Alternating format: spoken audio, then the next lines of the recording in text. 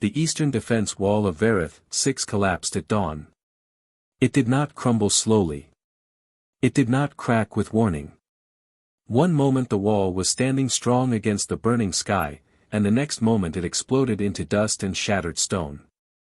The ground shook like a living creature in pain. Smoke rolled across the ruined streets, thick and choking. Commander Kaleva pressed his back against a broken section of concrete that used to be the command post. Pieces of metal and debris surrounded him. The air smelled like fire and melted steel. 30 meters away, someone screamed. Kale did not look. After 11 days of constant bombardment, he had learned something important about war. Looking did not help. Listening did not help either, but sometimes it could not be avoided. The Draen fleet had been attacking the colony for 11 long days. 11 days of fire falling from the sky. 11 days of the ground trembling under plasma explosions. 11 days of watching buildings turn into skeletons of twisted metal. At first, the vibrations had been unbearable. Every blast shook the bones inside his body. But after days of constant bombardment, Kale barely noticed it anymore. In fact, the silence was worse. 30 seconds earlier, the shelling had stopped. No explosions. No shaking ground. No falling fire. Just silence. And that silence felt wrong. Subcommander Ease crawled through the rubble beside him. Her uniform was torn, and her left arm was wrapped tightly in a field bandage that had turned dark brown from dried blood. In her other hand she held a communicator. Her 4 eyes were calm. Too calm. Verath soldiers had a certain look when they passed beyond fear. Kale had seen it many times in the past 11 days. The eyes became still, cold, and focused. Ease had that look now. Fleet confirmation, she said quietly. Kale turned his head toward the communicator screen. Our second defense fleet has been destroyed in orbit, Ease continued. The third fleet group is not responding. The small screen displayed a star map of the Verath 6 system. 6 hours ago it had been filled with friendly signals. Now almost all of them were gone. One by one, the blue lights had disappeared until only a few remained. The rest had turned dark, like stars dying in space. Only a few red symbols remained active. Draen warships. They moved slowly through the system, calm and patient, like hunters who already knew the prey could not escape. Kale stared at the screen for a moment, then looked away. The civilian shelters, he asked. Still sealed, Ease replied. 7,000 inside. She paused slightly. The deepest shelters can survive the orbital bombardment. Kale understood the meaning behind the pause. They will not survive the ground assault, he said quietly. Ease did not answer. She did not need to. The Draen had a reputation across the sector. They did not leave survivors on worlds that resisted them. If a colony fought back, the Draen made sure no one lived to remember it. And Verath 6 had fought back. Every soldier still alive in these ruins had made that choice willingly. Kale thought about the 7,000 civilians hiding underground. Families. Workers. Children. He imagined them listening to the silence above them. Hoping the worst had passed. He forced the thought away. How long until the Draen send ground forces, he asked. Less than an hour, Ease said. Maybe much less. Their forward units are already approaching the colony perimeter. Kale slowly lifted his head and looked over the broken wall. The colony's main road was barely recognizable now. Most of the buildings along it had collapsed into piles of burning rubble. At the far end of the road, dark shapes were moving. Draen armored units. Dozens of them. They advanced in a wide formation with slow, mechanical precision. Heavy walkers and armored carriers moved forward without hurry. They did not need to rush. They had orbital control. They had superior numbers. And they knew the defenders were almost gone. Kale slid back down behind cover. Ys watched him quietly. "What is our plan?" she asked. Kale checked the energy cells on his rifle. One was fully charged. The other was nearly empty. Around him, the last survivors of his unit were doing the same silent calculation. Counting ammunition. Checking weapons. Measuring how long they could continue fighting. His unit had started with 42 soldiers. Now there were 10. "We defend the shelter entrances," Kale said. It was not really a strategy. It was simply the last thing left to do. Ys nodded once. Before anyone could speak again, a young soldier suddenly grabbed Kale's arm. It was Draen, the youngest member of the unit. He had joined the military less than a year ago, and he still jumped whenever explosions landed too close. "Commander," Draen whispered urgently. "Look at the sky." Kale frowned and looked upward. The sky above Verath 6 was hidden behind thick gray clouds. The burning ruins of the colony painted the clouds orange from below. But something was moving above them. 3 shapes cut through the clouds from the north. Ships. Long, narrow vessels dropping from orbit at a speed that made Kale's instincts tighten with alarm. He immediately recognized one thing. They were not Draen ships. Their shape was completely different.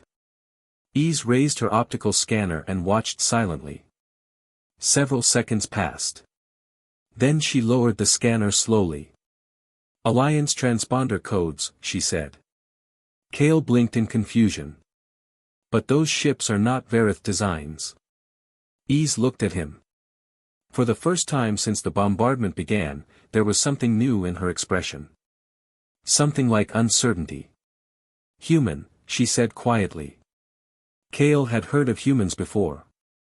Most species in the Alliance had. They were a young civilization. New to the galactic stage.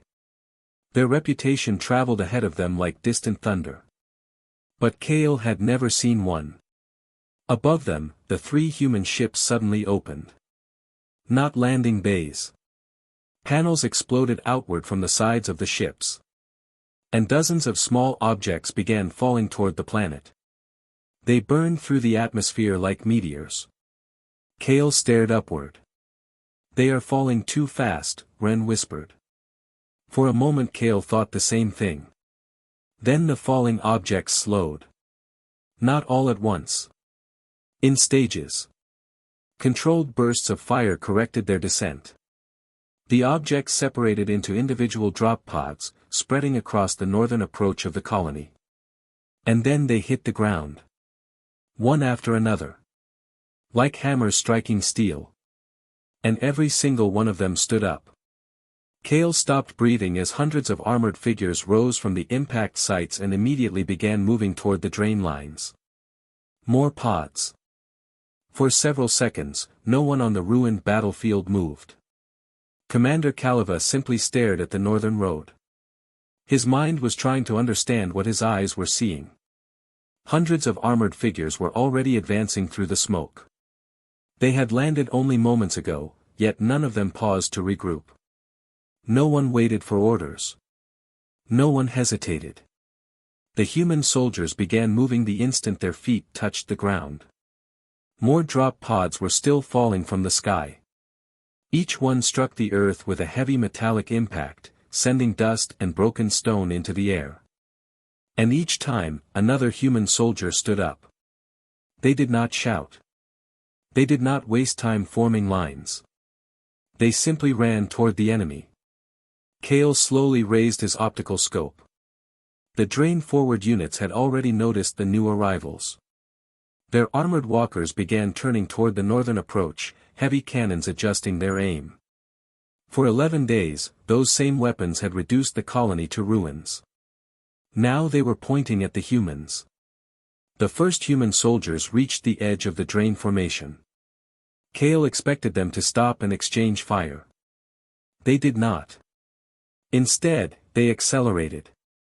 The leading group moved forward in a tight wedge formation, cutting straight toward the center of the Draen line. Their speed was shocking. Even in full combat armor, they moved faster than most Verath soldiers could run in training drills. The moment the distance closed, the battlefield exploded with gunfire. Energy bolts flashed through the smoke. Draen cannons fired first. 2 human soldiers were thrown backward by the impact, their armor sparking as they hit the ground. But the rest did not slow down. They pushed directly through the enemy line. Kale watched through his scope as the wedge formation slammed into the Draen position like a hammer. The Draen soldiers tried to pivot their weapons toward the center of the attack. But the humans were already moving past them. Instead of stopping to fight every enemy in front of them, the humans broke through the formation. Then they spread outward behind it. From the inside. It took Kale several seconds to understand the tactic. The humans had not attacked the edge of the formation. They had pierced the center. Now the Draen soldiers were surrounded by enemies on every side. By the stars, Ren whispered beside him. Kale kept watching. At the very front of the wedge, one human soldier moved with incredible precision. His dark armor absorbed the light around him, making him appear almost like a shadow running through the smoke. He fired while moving at full speed. Every shot was controlled. Every movement was calculated. When enemy fire struck near him, he dropped behind cover for less than a second, then immediately moved again. The battlefield seemed to bend around him. Kale did not know the soldier's name yet. But he would learn it soon. Connor Webb. The Draen units reacted quickly. To their credit, they were disciplined soldiers. Heavy weapons rotated toward the human flanks, trying to close the gap that the wedge had opened. Several Draen squads attempted to regroup and cut off the advancing humans. One heavy weapon turret locked onto the right side of the human formation. The cannon began turning. Before it could fire, 4 human soldiers suddenly broke away from the main advance. They moved along the edge of the battlefield, using broken vehicles and collapsed walls as cover. One of them, a soldier with lighter armor and a medical insignia on her shoulder, reached the turret position first. She slid behind the structure as the cannon continued rotating. Then she appeared on the other side. The Draen gunners barely had time to react. Her rifle fired 3 short bursts. The turret fell silent. The entire action took less than 15 seconds. Kale lowered his scope for a moment. "This is impossible," one of his soldiers whispered. "No," Eze replied quietly. Her eyes were focused on the northern battlefield with intense concentration. "It is simply efficient." Kale's communicator suddenly chimed. An incoming message appeared on the screen. "Garrison Commander," a calm voice said. "This is Webb. Human advance element." Kale looked back toward the battlefield. The soldier leading the assault was still moving through the enemy formation, directing units while fighting at the same time. Webb continued speaking. "We are pushing the Draen line back toward the northern ridge. We need your remaining forces to secure the civilian shelter entrances." Kale blinked in surprise.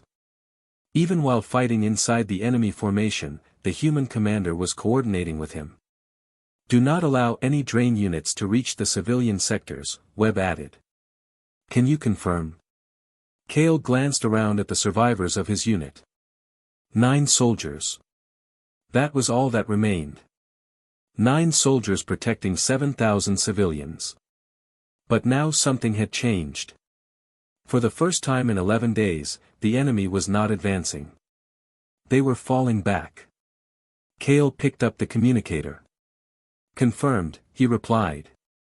Then he stood up. His soldiers looked at him with the strange expressions of people who had already accepted death, and were now being asked to fight again. "On your feet," Kale said. We moved to the shelter access points. To the north, the battle was changing. The humans were not holding a defensive line. They were constantly moving, shifting positions, striking the Draen from different directions.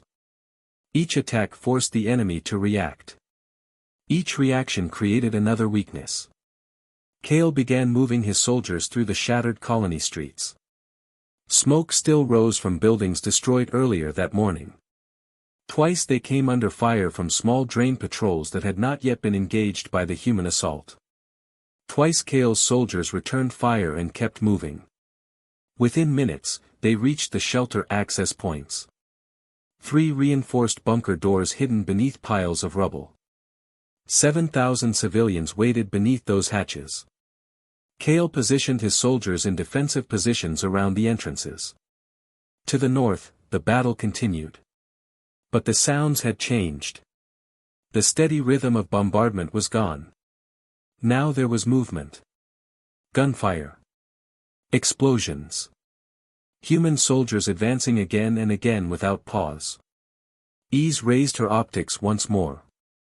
"They do not stop," she said quietly.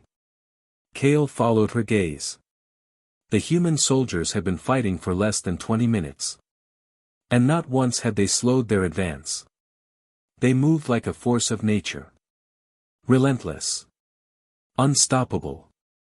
And the Draen army, which had destroyed this colony over 11 brutal days, was finally beginning to bend under the pressure. The 3 shelter entrances were hidden beneath broken concrete and twisted metal. From a distance they looked like nothing more than piles of rubble. But beneath them, 7,000 civilians waited in silence. Commander Kaleva moved between the defensive positions, checking each soldier carefully. 9 soldiers. 9 defenders for 3 entrances. Under normal circumstances, it would have been impossible to defend them all. But the battlefield to the north was changing quickly. The sound of human weapons echoed through the ruined city like thunder rolling through a valley. Bursts of fire came in short, controlled waves. Then silence. Then movement. Then another wave of fire from a completely different direction. "They are not holding a line," Sub-Commander Ys said quietly. Kale nodded. He had noticed the same thing. Most armies fought by forming a defensive line and pushing forward slowly. That was the way the Draen fought. But the humans were doing something different. They were constantly moving. Attacking from one direction, disappearing behind cover, then striking again somewhere else before the enemy could react. The Draen forces were struggling to find a stable target. Suddenly Kale heard movement behind him. He turned instantly, raising his rifle. A dark armored figure dropped silently over a low section of broken wall and landed beside him. Kale nearly fired. The armor was human. The soldier raised one hand calmly. "Easy," the man said. His translation device converted the words into Verath language with a slightly mechanical tone. Kale lowered his weapon slowly.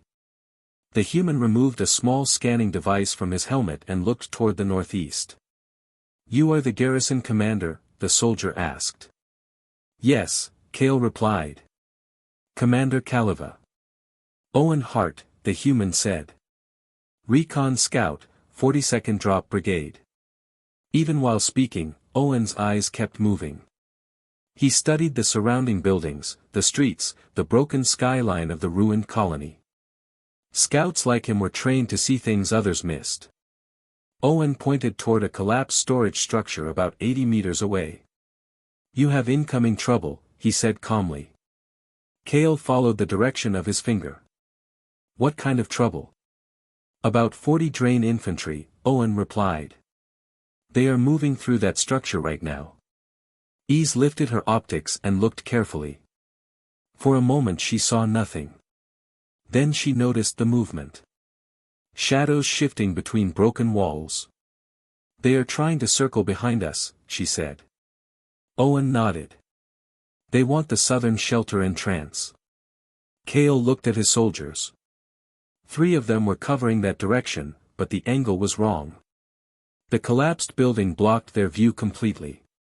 His men would not see the Draen until it was too late. "How many of your soldiers can help?" Kale asked. Owen shook his head immediately. "None." He said it without hesitation. "Our unit is fully engaged on the northern line. If we pull soldiers away right now, the pressure on the Draen breaks." Kale understood. War was always about trade-offs. Protecting one position meant weakening another. Owen crouched beside the rubble and studied the terrain for a moment. Then he pointed again. "If you move 2 soldiers to that southern corner," he said, "they will have a clear line of fire into the building exit." Cale looked at the position carefully. Owen was right. From that corner, the soldiers would see the drain the moment they came through the structure. "But they will also be exposed," Cale said. "Yes," Owen replied simply. "How long do we need to hold?" Owen thought for exactly 1 second. Cale noticed the pause. A dishonest man would have answered immediately. 10 minutes, Owen said. Then he added honestly, "I cannot guarantee it." Cale studied the human scout's face. There was no fear there. Just calm calculation. "But Commander Webb has never failed to clear a flank," Owen continued. "I have worked with him for 4 years." Cale made his decision. 2 soldiers, he ordered. South corner. Now. The 2 Verath soldiers moved immediately, running low across the rubble until they reached the position Owen had indicated. Owen watched them settle into cover. Then he stood up. "Good luck," he said. Before Cale could respond, the scout disappeared back over the broken wall as quietly as he had arrived. For several minutes nothing happened. The battlefield to the north continued roaring with gunfire and explosions. But the ruined storage building remained silent. 6 minutes passed. Then the Draen soldiers appeared. Exactly where Owen had predicted. They moved quickly through the broken structure, clearly expecting no resistance from this direction. The moment the first group stepped out of the rubble, the 2 Verath soldiers opened fire. Energy blast struck the Draen formation at close range. The enemy soldiers scattered in surprise. But the defenders were ready. Cale and the rest of his unit joined the fight instantly, firing from their defensive positions. The battle lasted less than 2 minutes. When it ended, the ground near the collapsed building was covered with Draen armor. 1 Verath soldier had a minor wound. But the shelter entrance was safe. Cale sent a quick message through his communicator. Flank attack stopped. Southern access secure. The reply came only seconds later. Good work, Webb answered. We are pushing them toward the ridge. Cale looked north again. The sounds of the battle were changing once more. Less resistance. More pursuit. The Draen line had not completely broken yet. But it was bending. And under the constant pressure of the human assault, it was only a matter of time before it shattered. The battle in the north changed again. At first it sounded like the humans were winning easily. The Draen units were slowly being pushed back across the broken streets of the colony. But then a new sound entered the battlefield. A deep metallic thunder. Cale lifted his optics toward the northern ridge. And he saw it. A massive Draen siege platform stood behind a shelf of jagged rock. The machine was enormous, mounted on heavy tracks and protected by layers of armored plating. 2 long cannons rotated slowly toward the battlefield. Then they fired. The explosion shook the entire colony. Human soldiers scattered instantly, diving behind rubble and broken walls. Even from 400 meters away, Cale could feel the shockwave under his feet. That weapon will stop the advance, E said quietly. She was right. As long as the siege platform remained active, the human forces could not move forward. Cale's communicator came alive. We have a Class 4 siege platform at the ridge, Connor Webb's voice said calmly. Direct approach is impossible. A second voice answered on the channel. I see it, the man said. This voice was slower, thoughtful. My name is Dale Finn, he continued. Demolitions. Cale searched the battlefield with his optics until he found the human soldier speaking. Dale moved differently from the others. While most soldiers focused on enemies, Dale studied the terrain. His eyes followed cracks in the rock, broken structures, and the angles of the ridge. The rock shelf under the platform is unstable, Dale said. Orbital bombardment caused stress fractures. There was a short pause. If I place a shaped charge at the base of the ridge, the entire rock face should collapse. Webb answered immediately. How long? 12 minutes to reach the position. 3 minutes to place the charge. Another explosion shook the ground as the siege platform fired again. Do it, Webb said. Kale watched Dale begin moving. The demolition expert did not run in a straight line. He moved carefully between broken structures, always keeping debris between himself and the ridge. He was thinking about angles. Geometry. Visibility. 40 meters behind him, another human soldier followed. Kale recognized her immediately. Lena Price. The medic. I do not need an escort, Dale said over the communicator. I know, Lena replied calmly. I'm the medic. She kept moving. Dale reached the base of the ridge 11 minutes later.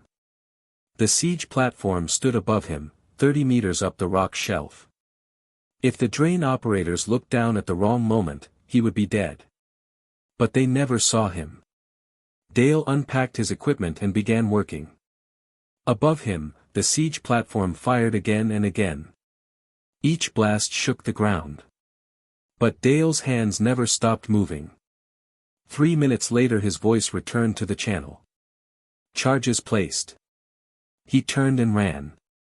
Lena and another soldier named Carl Stone joined him instantly. The 3 humans sprinted away from the ridge together. Ready, Dale said. Webb's voice came through the communicator. All units pull back 30 meters. Kale grabbed the edge of the broken foundation beside him. Then the charge detonated. The explosion was sharp and sudden. For a moment nothing happened. Then the ridge moved. The rock shelf tilted slowly. Cracks spread across the stone like lightning. And then the entire face of the ridge collapsed. Hundreds of tons of rock crashed down in a thunderous avalanche. When the dust cloud settled, the Draen siege platform was gone. Buried under a mountain of stone. Webb spoke only one word. Advance. The humans surged forward again. Without the siege platform, the Draen defenses collapsed quickly. Their commanders were already dead. Their heavy weapons were destroyed. Their soldiers were exhausted after 11 days of continuous combat. Within 40 minutes, the battle was over. The Draen forces began retreating toward the distant hills. Not in formation. Not with discipline. They simply ran. For the first time in 11 days, the colony of Verath, 6 was quiet. Kale slowly walked north through the ruins. Smoke still drifted from destroyed buildings. The sky above the colony had turned pale blue, as if the planet itself was trying to forget the war that had just happened. At the edge of the battlefield, he saw Connor Webb. The human commander stood beside the road with his helmet in one hand, watching the distant horizon where the Draen army had disappeared. He looked younger than Kale expected. Tired, but calm. Kale stopped a few steps away. For a moment he did not know what to say. Finally he placed his sidearm back into its holster. It felt like the right gesture. Webb looked at him. How are your people? The human asked. Kale thought about the 9 soldiers still alive. Then he thought about the 33 who were not alive, he said quietly. Because of you.